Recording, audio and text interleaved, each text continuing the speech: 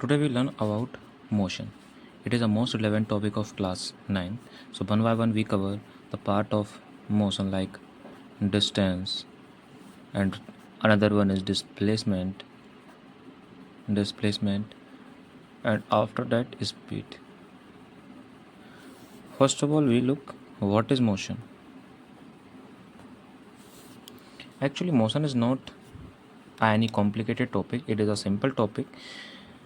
In this topic only any body like this one is any body and it cover a normal distance from this point to that point in B, A to B in a less time period is in 2 seconds, and after that B return to its initial position in A with the same distance with the same speed in 2 seconds. Then the simple concept it is that if an object is continuously changing its position with respect to a fixed point, then the object is said to be in motion.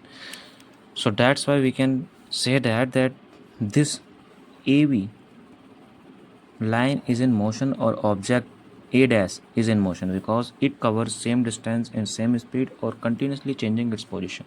Now let's come to the another topic, that is distance. If we learn distance through a concept of definition, then we can say that if A point or A dash cover the distance B in 2 seconds, then it cover the distance means ये distance जो है ये है 1 meter.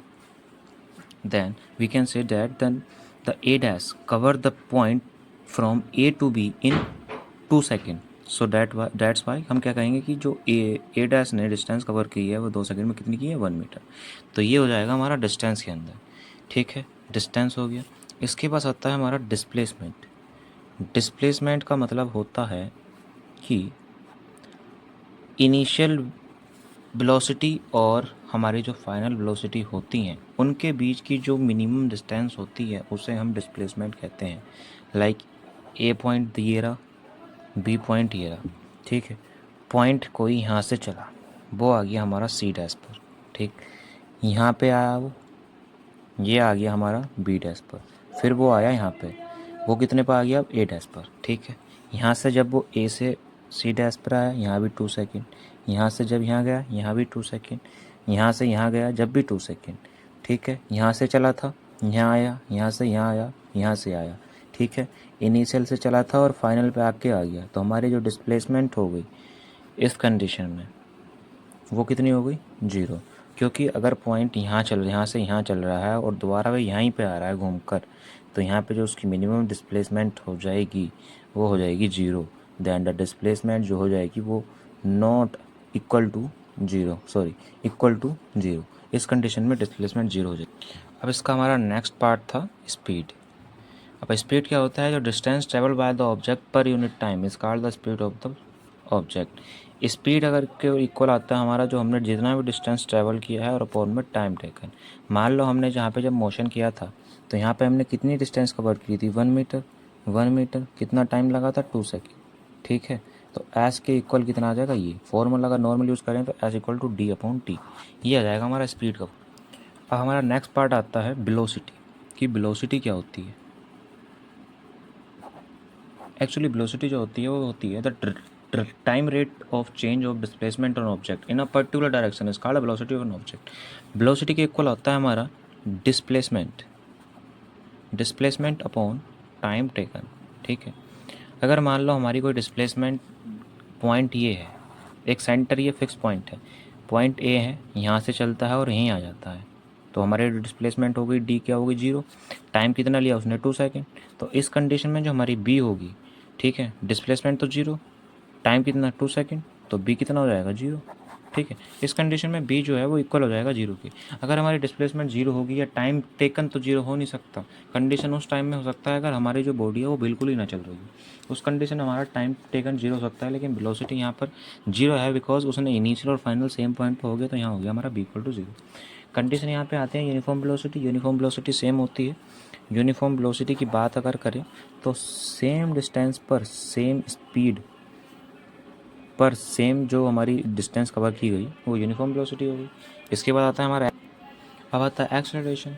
Acceleration जो होता है हमारा, acceleration होता है इसका डायरेक्ट फॉर्मूला देखें तो change in velocity, change in B upon time taken, मतलब जो हमारा वेलोसिटी में चेंज होगा वो ऊपर आ जाएगा और टाइम टेकन नीचे।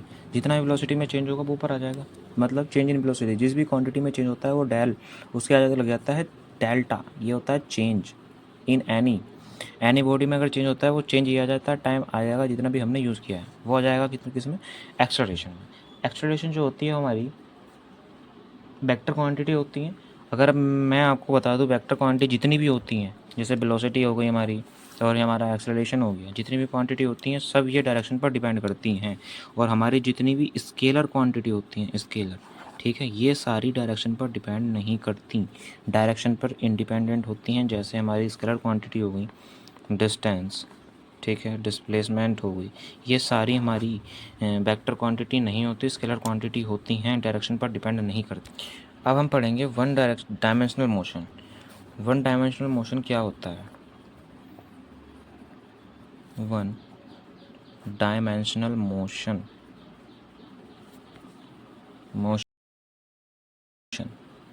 वन डायमेंशनल मतलब एक ही, 3 डायमेंशन होती हैं ये, ठीक है। ये हमारी वाई हो गई, ठीक, सॉरी ये गलत बन गया, ये ऐसे, ये होती है हमारी 3D शेप, ये हमारी वाई एक्सेस हो गई, ये हमारी एक्स हो गई और ये हो गई जेड एक्सेस, ठीक है। अगर कोई बॉडी वन डायमेंशनल मतलब इधर जा रही है एक्स एक्सेस में तो ये हो जाएगी हमारी वन डायमेंशन। टू एक्सेस में जा रही है तो जाएगी इधर की तरफ, ये हो जाएगी 2D में। तीनों तरफ जा रही है, जेड की तरफ जा रही है, हो जाएगी 3D में, ठीक है।